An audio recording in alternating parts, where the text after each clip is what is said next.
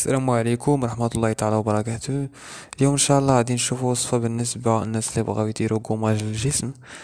فهاد الوصفة هادي كنحتاجو شوية ديال الشبة مدخوخة وشوية ديال الحنة، كنجمعوهم في ماء مغلي وكنوضعو فيه اتاي حبوب حتى كيطلق، وكنخلطو به الحنة وكنستعملوه في الحمام.